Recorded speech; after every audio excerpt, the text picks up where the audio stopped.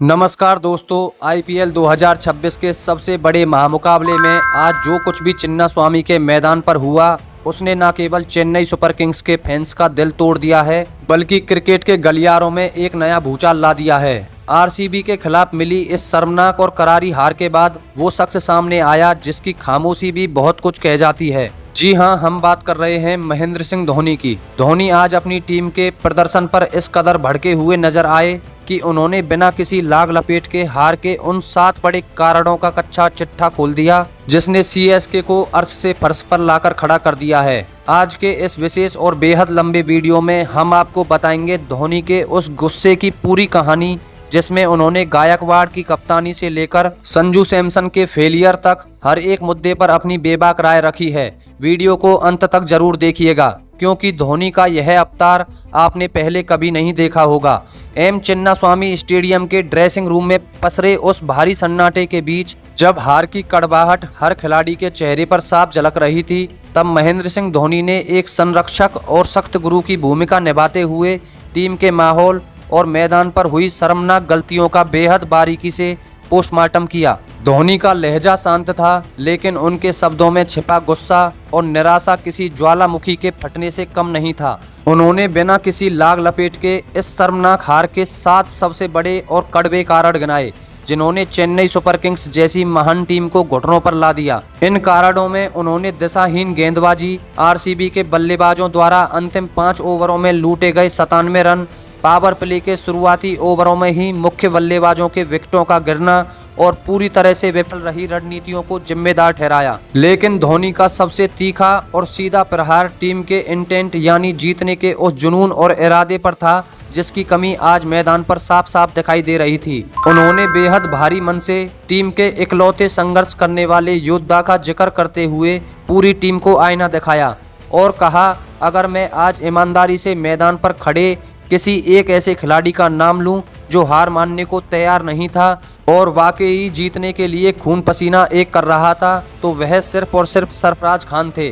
सरफराज खान ने जिस तरह से दबाव के बीच मात्र 25 गेंदों में 50 रनों की तूफानी अर्धशतकीय पारी खेली और 200 के विस्फोटक स्ट्राइक रेट से विपक्षी गेंदबाजों पर प्रहार किया, वही एकमात्र बल्लेबाज नजर आ रहे थे जिनकी आंखों में मैच जीतने का असली इंटेंट और जज्बा साफ दिखाई दे रहा था। वह अकेले किले की रक्षा कर रहे थे जबकि दूसरी तरफ से विकेटों का पतझड़ जारी था। धोनी ने टीम के बल्लेबाजी क्रम की सामूहिक विफलता पर नाराजगी जाहिर करते हुए आगे जोड़ा, लेकिन मेरे लिए सबसे ज्यादा दुख और चिंता की बात यह है कि सरफराज खान के उस निडर जज्बे के अलावा पूरी टीम में मुझे कोई ऐसा बल्लेबाज नजर नहीं आया जो इस मुश्किल और चुनौतीपूर्ण परिस्थिति में जिम्मेदारी उठाकर टीम को जीत की दहलीज तक ले जाने का माद्दा रखता हो। हमें यह हकीकत समझनी होगी कि हम हर बार केवल शिवम दुबे के भरोसे मैच नहीं जी सकते। शिवम दुबे ने पिछले सीजन में कई बार अकेले दम पर हमें मुश्किलों से निकाला है और चमत्कार किए हैं, लेकिन वह हर बार अकेले खड़े रहकर हमारी किस्मत नहीं बदल सकते। क्रिकेट एक टीम गेम है और अगर बाकी के शीर्ष और मध्यक्रम के बल्लेबाज अपनी जिम्मेदारी नहीं लेंगे तो सारा बोझ अकेले शिवम दुबे के कंधों पर डाल देना न केवल रणनीतिक रूप से गलत है बल्कि उनके साथ भी बहुत बड़ी नाइंसाफी होगी।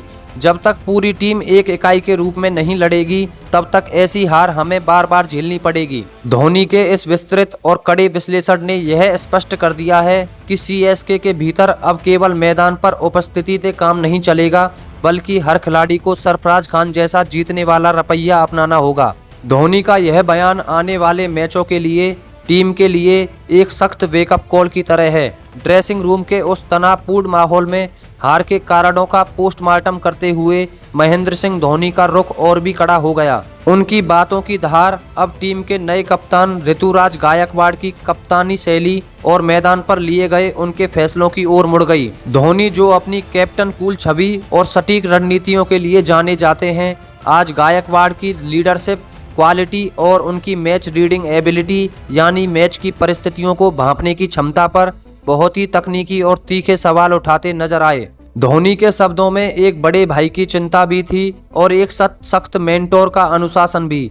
धोनी ने गायकवाड़ की कप्तानी के कमजोर पहलुओं को उधेड़ते हुए बेहद गंभीर और कड़े लहजे में कहा, एक कप्तान के तौर पर अब आपकी असली काबिलियत और नेतृत्व की क्षमता सबसे बड़ी और कठिन परीक्षा तब नहीं होती जब सब कुछ आपके पक्ष में जा रहा हो, बल्कि तब होती है जब विपक्षी टीम आप पर पूरी तरह हावी हो रही हो और मैच आपकी मुट्ठी से फिसल रहा हो।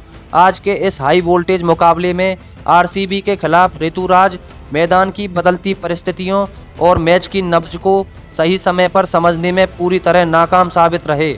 जब मैदान के बीचों बीच टिम डेविड और रजत पाटीदार जैसे विस्फोटक बल्लेबाज अंतिम ओवरों में हमारे गेंदबाजों की बखियां उधेड़ रहे थे और हर दिशा में बड़े शॉट्स खेल रहे थे, तब ऋतुराज द्वारा किए गए फील्डिंग के बदलाव और गेंदबाजी में किए गए परिवर्तन बहुत ही साधारण और दिशाहीन नजर आ रहे थे।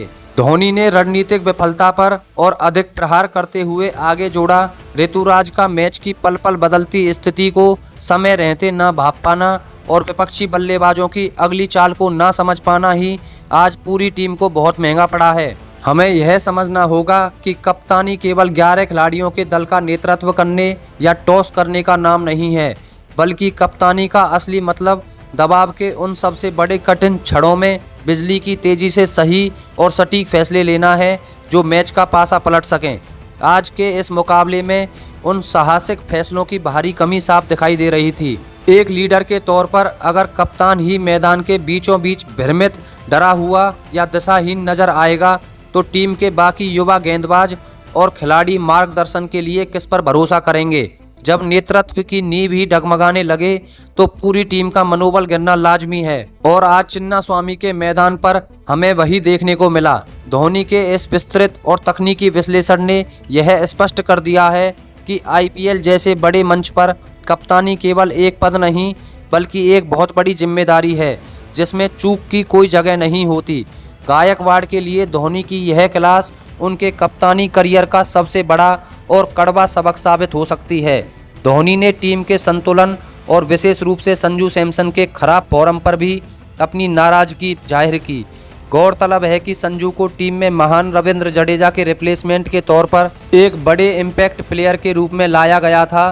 संजू के प्रदर्शन पर प्रहार करते हुए धोनी ने कहा, धोनी ने टीम के संतुलन और विशेष रूप से संजू सैमसन के खराब फॉर्म पर अपनी गहरी नाराजगी और चिंता व्यक्त करते हुए कहा, हमने संजू सैमसन को बहुत बड़ी उम्मीदों और भरोसे के साथ रविंद्र जडेजा जैसे मैच विनर की जगह टीम में शामिल किया था ताकि वे मध्यक्रम में अनुभव और संतुलन ला सकें।